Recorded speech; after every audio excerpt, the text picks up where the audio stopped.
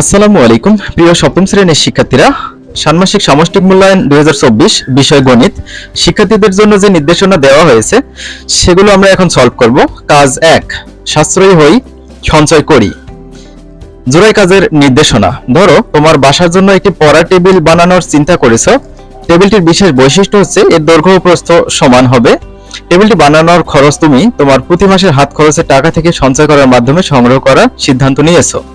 সঞ্চয়ের ক্ষেত্রে শর্ত হলো প্রথম মাসে যত টাকা সঞ্চয় করবে দ্বিতীয় মাসে ঠিক তার ততগুণ টাকা সঞ্চয় করতে হবে। পরবর্তী প্রত্যেক মাসে আগের মাসের সঞ্চয়ের সাথে প্রথম মাসের সঞ্চয়ের টাকা গুণ করে যত টাকা হয় সেই পরিমাণ টাকা সঞ্চয় করতে হবে। এক্ষেত্রে বিষয়টি এমন যে প্রথম মাসে যদি তুমি 3 টাকা সঞ্চয় করো তাহলে পরের মাসে তার 3 গুণ অর্থাৎ 3 গুণ 3 স্কয়ার বা 9 টাকা সঞ্চয় করতে হবে। তোমরা সবারই সাথে আলোচনা করে তোমরা দুইজন প্রথম মাসে কত টাকা সঞ্চয় করবে তা ঠিক করে নাও। প্রথম মাসে একটি নির্দিষ্ট পরিমাণ টাকা সঞ্চয় করবে এবং ধারাবাহিকভাবে কয়েক মাস সঞ্চয়ের মাধ্যমে টাকা সংগ্রহ করে টেবিলটি তৈরি করবে।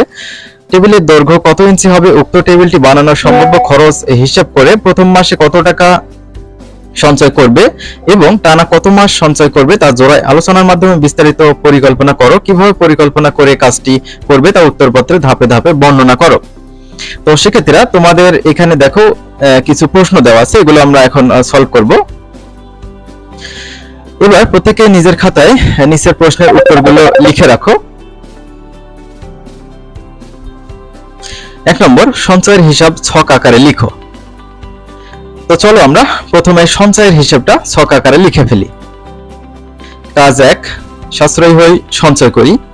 আমি প্রথম মাসে 3 টাকা সঞ্চয়ের পরিকল্পনা করেছি। আমার সঞ্চয়ের হিসাব ছক আকারে প্রকাশ করলাম। ধরি টেবিলটি ক্রয় করতে 700 টাকা প্রয়োজন। এখানে খেয়াল করো, মাস দেওয়া হয়েছে আর পরের কলামে দেওয়া আছে সঞ্চয় টাকা। প্রথম মাসে 3 টাকা আমরা সঞ্চয় করলাম, দ্বিতীয় মাসে সঞ্চয় করব। প্রথম মাসে যে টাকাটা সঞ্চয় করব সেটার দিয়ে গুণ করতে হবে, অর্থাৎ 3 গুণ 3, 3 × 9।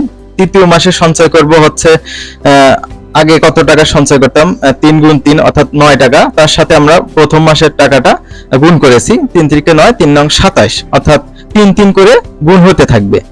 এবার চতুর্থ মাসে সঞ্চয় করব, আগের মাসে 27 টাকা সঞ্চয় করেছি, 3 গুণ করলে 27 হয়, তার সাথে আমরা প্রথম মাসে 3 টাকা যেটা সঞ্চয় করব সেটা আমরা গুণ করে নিয়েছি। তো 4টা 3 যদি তুমি গুণ করো 81 পাবা। আর পঞ্চম মাসে সঞ্চয় হবে এই যে 4টা 3 এর সাথে আরেকটা 3 আমরা গুণ করেছি, হয়ে যাবে হচ্ছে 243 টাকা। ষষ্ঠ মাসের সঞ্চয় এটা হবে হচ্ছে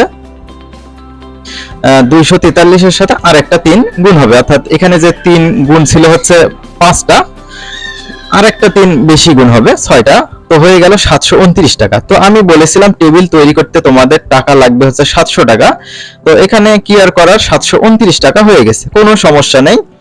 একটু টাকা বেশি হলে কি সমস্যা। দেখো 2 নম্বর বলছে সংখ্যাগুলো কি ছকের মাধ্যমে সূচকারে প্রকাশ করা যাবে, ব্যাখ্যা দাও।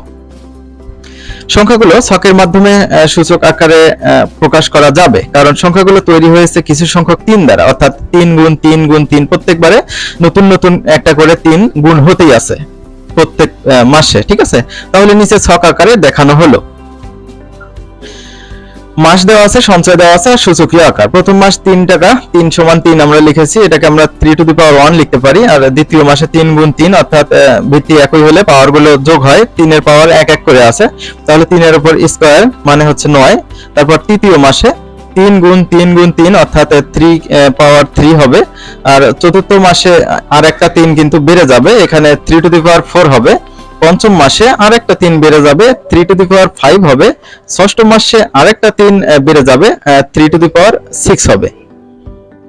এবার পরবর্তী কাজটা দেখো 3 নম্বর, পঞ্চম মাসে তোমার সঞ্চয়ের পরিমাণ কত টাকা হবে। তো আমরা এখানে কিন্তু ছক থেকেই দেখতে পাই, এই যে দেখো পঞ্চম মাস টাকা হচ্ছে 243 টাকা, ঠিক আছে। তাহলে উত্তরটা হচ্ছে পঞ্চম মাসে আমার সঞ্চয়ের পরিমাণ 243 টাকা, ঠিক আছে। 4 নম্বর দেখো তোমার পরিকল্পনায় অনুযায়ী টেবিলটি তৈরি করতে কত মাস সঞ্চয় করার প্রয়োজন হবে। তো আমরা টেবিলে দেখেছি ষষ্ঠ মাসে এসে 700 ক্রস করে 729 হয়, তাহলে আমরা বলতে পারি যে আমার পরিকল্পনা অনুযায়ী টেবিলটি তৈরি করতে মোট 6 মাস সঞ্চয়ের প্রয়োজন হবে।